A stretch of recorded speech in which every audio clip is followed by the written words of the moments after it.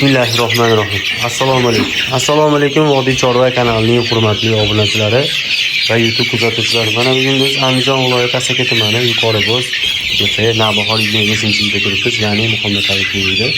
Ko'p bilganlarga Andijon qo'riqchilarimizni 1,5 oyligini sotuvga e'lon qilganmiz.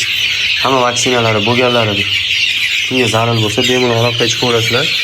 O'zbekistonning 12 ta viloyat bo'ylab dastlabki xizmatimiz bor. Faqatgina Namanganda Chus tomoniga dastlabkamiz yo'q, bilasizlar hurmatli obunachilar. Qo'limizdan kelgancha ularga dastlabki qilishga harakat qilamiz. Faqatgina bu tomonlarga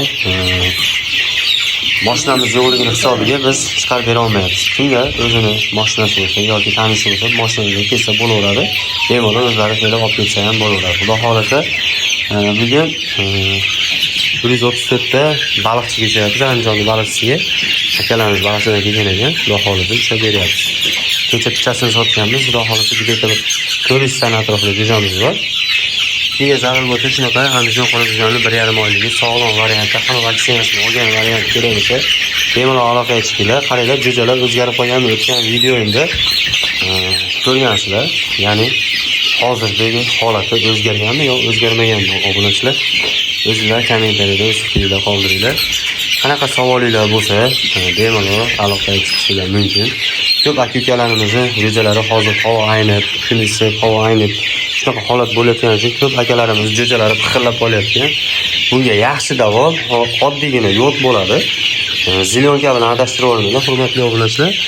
Yodni 1 grammini 1 litrga tayyorlab bersanglar, piqillashini oladi, xudo xolasa. 1000 vaksinalangan bo'lgan bo'lsa ham baribir sabada skvajina qilib mana ochib qo'ysanglar, misol shunda kasal bo'lib qolishi mumkin. Bu tomondan ochib, bizda bu tomon yopib turadi. Bitta ventilator qo'yib qo'yganmiz, shuni hisobiga unaqa kasal bo'lmaydi bizda. Ko'cha holatda turadi, ko'pchilikniki jo'ja katta bo'lib qolganda tashqariga qo'yiladi. Hozir havo aynib isigan hisobiga jo'jalar ko'p shunaqa piqillash kasalligi ko'p qaytalanib bo'lyapti. Bunga yechim yana bitta yechim. Shunaqa 3 litrli bankaga bitta mahsulotli piyozni o'zimizni ro'zg'orga sotadigan piyozimizni archib turib suvga tashlab qo'ysanglar, asil ichidan immunitet ancha ko'tariladi.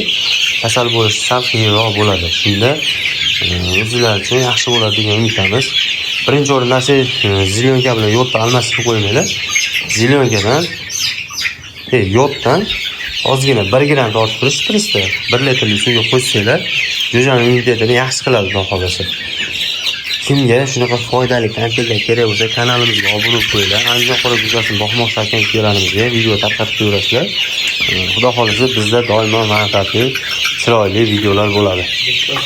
Kanalga obuna bo'lib, videomizga bitta like tugmachasini bosib, gruppalarga tarqatib yuborasizlar. Keyingi videoda ko'rishguncha xayr, sog' bo'linglar, salomat bo'linglar. Sizlar bilan kanallar meni Muhammad Ali bo'ldi. Keyingi videoda ko'rishguncha xayr.